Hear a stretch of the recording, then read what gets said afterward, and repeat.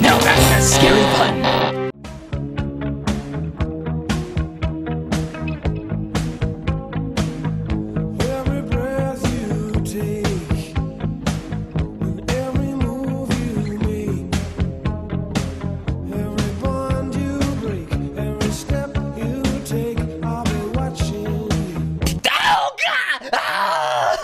What the fuck?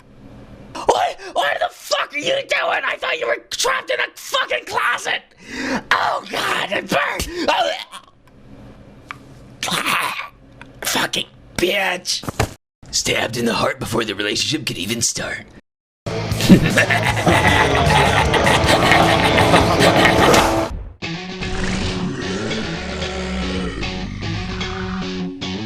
can't watch much more of this.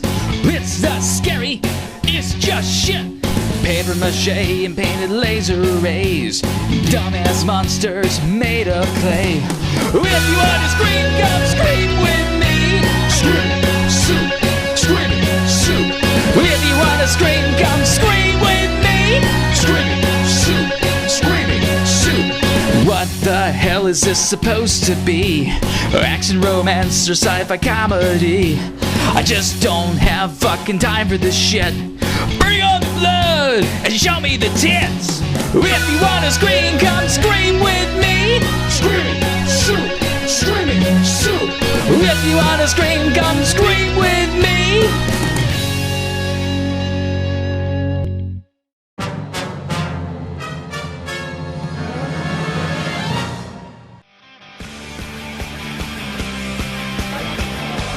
Yeah, this is the shit. Mix this sick sound with a little bit of the sky and add some of these. And we are on the precipice of a coma-inducing godhood high. I have to admit, it's a catchy beat. Do you even know what shaken not stirred means? Do it again, you cultureless mouth breather. And I'll know if you dirty Sanchez my glass. Look at the way those scum dumpsters are treating the waitresses. Speaking of which, where's ours? I should have been drinking my next beer half hour ago. Ignore them, Dead West. Let's try to enjoy ourselves. Well, how can we, Mandy? Trapped in this sardine can hole in the wall like a wild animal? Back at my table, you had freedom to stretch out, move around. Any luck figuring out how to get Buzzkill and his monster misfits out of here? Oh, not this again. I don't have a clue, Mandy. While they have that dead subject notebook, they're too much for me in the game to take on. And management wasn't any help. Still can't believe Ray Wise runs this place. You didn't know that? Oh, this is fucking frustrating. I'm at my wit's end already. I tell you when I get my table back. Oh, will you quit bitching about your precious table? Well, excuse me for not being some bottom-feeding pond guppy living in a beer barrel like Tipsy Tuna Turtle over here. Dead West, you're being a jerk. Thank you, Mandy. Don't touch me. Well, hey, now, he's the one talking trash about my table after all the good times he had around it. Bitch, bitch, bitch. Oh, damn it! Where's the waitress of my unleaded already? Fuck it, I'll get it from the bar myself self. Move! Forced to fetch my own fucking drink, what the hell? Dance with me? Get the fuck out of my face, I got more important shit to do. Hey, look who it is. You guys want to see something real funny? Alakazee, Alakazat. Who's a big fat fraidy cat? Dead West, look who's here. Well, howdy there, Screen Freaks. Perfect timing. Give me a bit of that Chardonnay, will you? What's wrong with you? Well, nothing. Your bones are rattling. Are you afraid of that old bag of wrinkles over there? I ain't afraid of nothing and no one, you hear? Dad West is afraid of old ladies. Dad West is afraid of old ladies. You too, Mandy? You have to admit, it's funny to think some old woman scares you after all the crazy things you've seen. Yeah, what's Wrinkles McGee have on you? Well, I guess it was gonna come out sooner or later. Let the disappointment set in as your favorite Crosslands legend of the Death Wind Desert admits his deepest, darkest fear. A fear I think can best be explained through a review of this traumatic trauma film, Rabid Grannies. The meat of this historical Belgium treasure is a greedy cutthroat family coming together to celebrate their rich aunt's 92nd birthdays in the hopes they can make it into the old bag's wills for a chunk of their fortune. Aunts? I think these are supposed to be grannies. Are 8 of these people their actual grandkids, or should this just be called rabid aunties? Well, now I'm curious if these ladies are sisters or senile scissoring lovers the family just lumped together as aunts. I'm getting off track here. Set up like suspects in a game of Clue, the family provides a great lineup of characters. You've got cheating lesbian whores, child-hating friars, Belgian Burt Reynolds, babes, and the oddball servants who serve them. The only guest missing is the black sheep of the family, Christopher, who was removed from his aunt's will after being caught participating in satanic rituals. Though he's never seen, Christopher makes a big splash at the party when his gift arrives, a mysterious box that unleashes an evil force that possesses the cake-crazed cranks, turning them into rabid cannibal grandmas hell-bent on a birthday massacre. That's smashing! Yep, that's exactly what any kid would say when they see someone eating in front of them. So with everyone's retirement fund suddenly out to gut them, the family bolts and holds up Evil Dead style in the dark, windy mansion against an all-too-familiar horror. Focusing on the sour parts of this film, grannies. They scare the shit out of me. Especially these hags, but I ain't entirely thrilled the way these Rabid Grannies look. I mean, this one looks like Granny Fred Krueger complete with the claws, and this one here reminds me of Quark from Star Trek Deep Space Nine.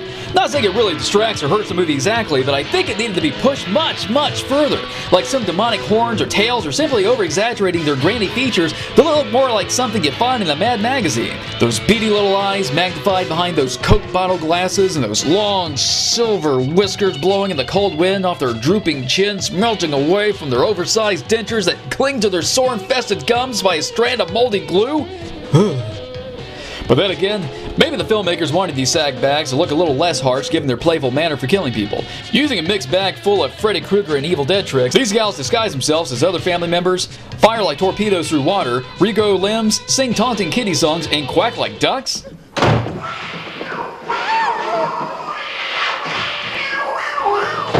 What the fuck, are they possessed by Donald Duck? My favorite moment has to be when the Rabid Grannies finally catch someone with a gun. It's obvious bullets won't do shit for stopping them, but that doesn't keep Granny Krueger from protecting her boobs from being blasted off like Granny Quark over here. So even without an original iconic look for the Grannies, there's still a lot of fun to watch and have some memorable scenes like when they take a bet for who can taunt the friar to blow his brains out first. Kill yourself! After all, you never were a good priest!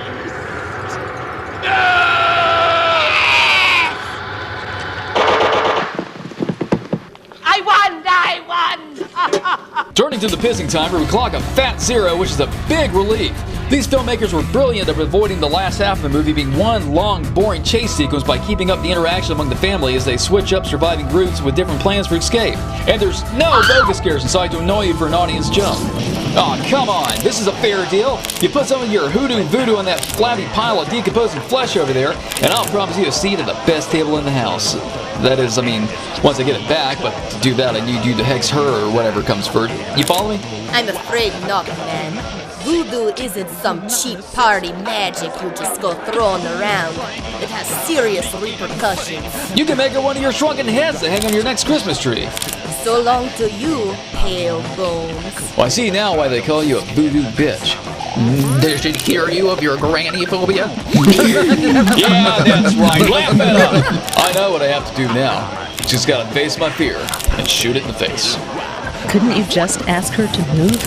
But what if she touches me, grabs me by my cheekbones, and pancakes my skull between her onion-skinned fingers while sucking my soul out like a cat before forcing me to massage her callous bunion feet? We're losing him. Don't think about all that. Try to focus on all the good things, all the warm and fuzzy things about grandmas. I don't know if I can, but I'll try. Maybe talking about the sweet parts of this film will help. Bringing everyone around to the sweets of this film, I gotta say the characters were anything but bodies waiting to be stacked up. These characters were fun, interesting to watch, and give me plenty of laughs. I especially love it when the mother of two suddenly realizes her daughter's missing 10 minutes after the birthday massacre happened. How could you forget your own fucking kid when the monster's making mincemeat out of everyone? How could we forget Susie? But this can't be happening! Why do you have to let her go to the toilet? Oh, that's really the limit. What the hell was I to do? Say, my dear Susie, hold on for just a moment because your great aunties are going to turn into demons? Even the fucking father forgets about his daughter when he's asking if anyone's seen his family almost a half hour after the dinner. Have you seen my wife and son? What the hell? Was that poor kid adopted or something? Even though the dad's a dick, he did have one of the funniest lines in the movie. Listen, lesbian, shut the hell up! A big surprise in this film was the last girl. Right out the gate, I expected it to be this odd but attractive in a Tim Burton kind of way maid to be the girl who leads the charge against the Rabid Grannies, but she's taken out the moment the shit hits the fan. Nope, the last girl is actually my second guess, Berta, the most awkward of the family, who reminds me of a Belgian version of the wife from The Shining. Like an evil dead, she figures out they must destroy the box the evil came from to stop their aunts, and luckily succeeds before the aunts kill the remaining survivors. Surprisingly, among the group is a lesbian whore who makes it all the way to the end unscathed, and after showing boobs and cheating on her partner. How often do you see that in a horror movie? The cheating lesbian whore lives! Another surprise with the ants returning to normal after all the physical abuse they had gone through as demons or goblins or whatever the hell they were, and having to deal with everything that had happened. Do they even know what happened to them? Will a retirement prison cell be waiting for them? Maybe Belgian olive oil could help them out, but turns out the evil jumped into her and she's too busy snacking on taxi drivers. And speaking of the kill count, Rabid Grannies takes 12 bodies! Now that's damn impressive, but what's more impressive are the different ways that filmmakers devise a death, from folding people in half to driving them face first to the metal gates. My favorite death has to be when Belgian Winnie the Pooh gets stuck and dies from literally getting his ass eaten by the Rabid Grannies. And whatever happened to little Susie that everyone forgot? Well... And yes, Rabid Grannies makes sure to show us at least one pair of tits. That's luckily not Berta's, but unfortunately isn't the hotter girl whose talent we really wanted to see. Billy, let's nuke this thing and see how its film ingredient is ready for a movie.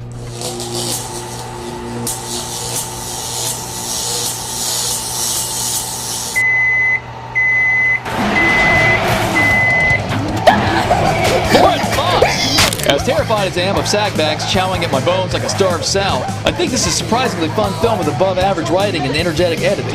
I'd recommend this film for any trauma fan, Betty White and Cloris Leachman if they were interested in doing a remake, and a small impressionable child who misbehaves. But what do I know? I like kids made of movies. You ready, Dead West? I'm going in.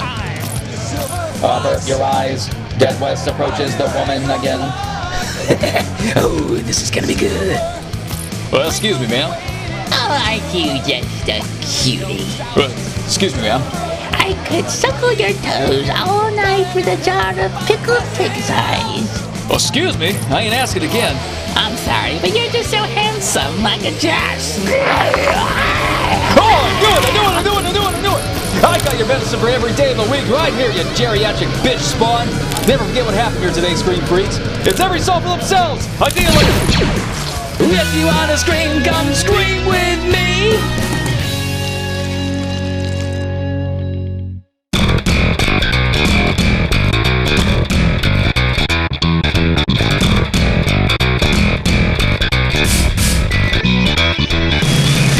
Well, howdy there, Scream Freaks.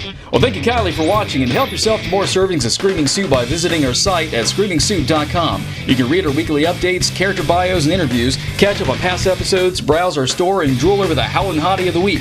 If you want to scream at us, just holler at screamingsoup@gmail.com, and don't forget to stalk us through social media, conveniently linked at the top of the site.